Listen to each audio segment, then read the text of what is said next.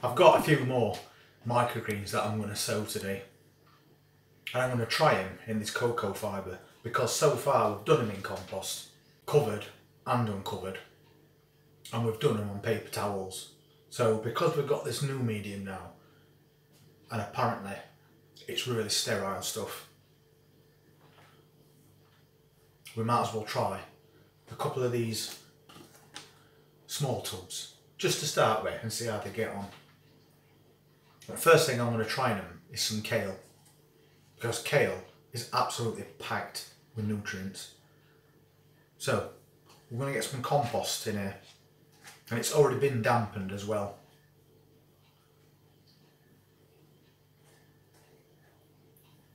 And it's quite a small tub, so we'll just fill it and then we'll compress it down a little bit, because we want to make a really even bed. So you can see that's a nice level bed we've made there. Now we can get some seeds on. But what I'll do is I'll make up 2 or 3 and then we can do them all at once. I just use an old margarine tub to level them out. It's quick and easy. So we've got 3 of those done now. Now we just need to sort out seeds. And what I've been doing is I've been going through the seed tubs. I know there's lots of seeds in here that are this year's seeds, last year's seeds, and some even the years before. So what I want to do before next spring is get rid of all these seeds and start with fresh ones at the beginning of season. So at least that way we're not wasting time with seeds that might not be viable. So I've got a couple of packets of kale. So they're the first ones that we'll do. So basically we need to really overseed this tray. So we'll get lots and lots into this little small space.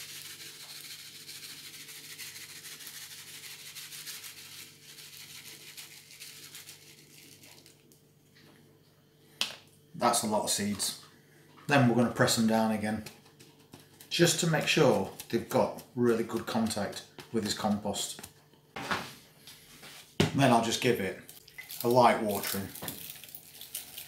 The compost was already damp when we started, so this is just to make sure it's completely moistened. And because we pressed those seeds in, they're not going to move about while we do this.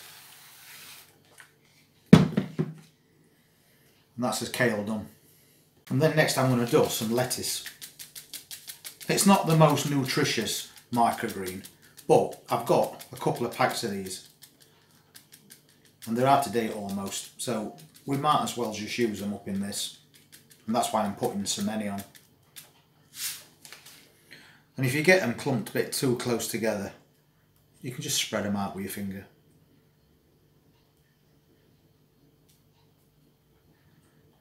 And then again we'll press those down. And water.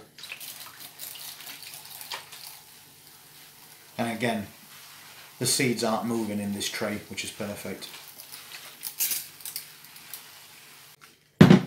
That's lettuce done.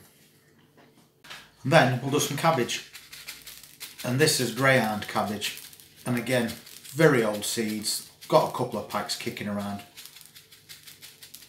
So as I said earlier, let's get as many used up as we can and buy fresh to start the new year. And again, we'll press those down. And another water. Really quick and easy to do. And we've got 3 different types of vegetables now. And when we do these microgreens, we're not going to put any compost on top. We're going to try them without, but what you have to do is weight them down. Or they call it a blackout tray.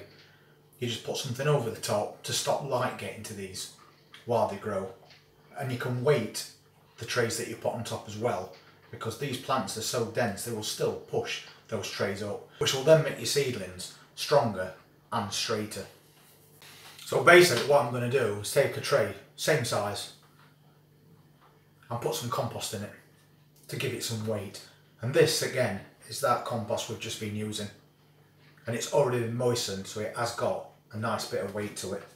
And then we just pop it on top like that.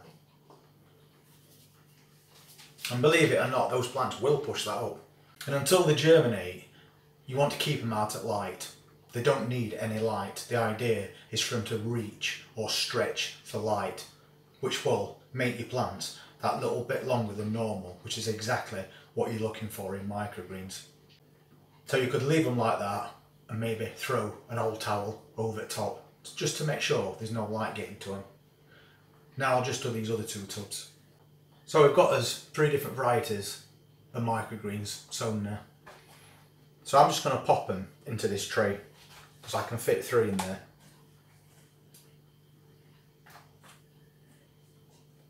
And then I'm going to take a tray, exact same size,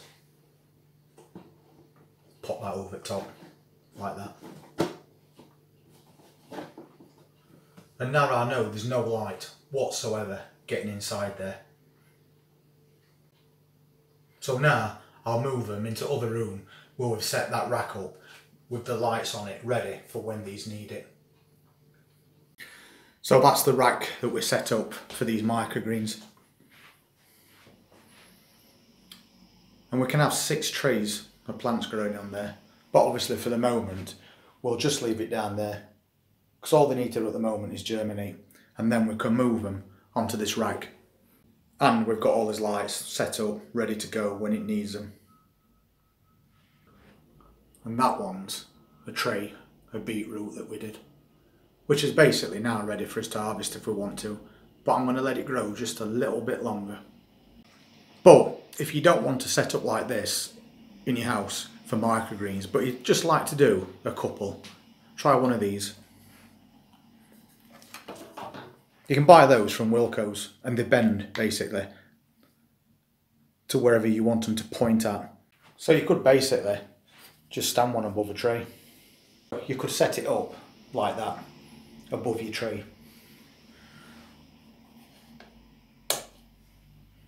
And then when time comes that you need light on your plants, you've got it and you're all good to go.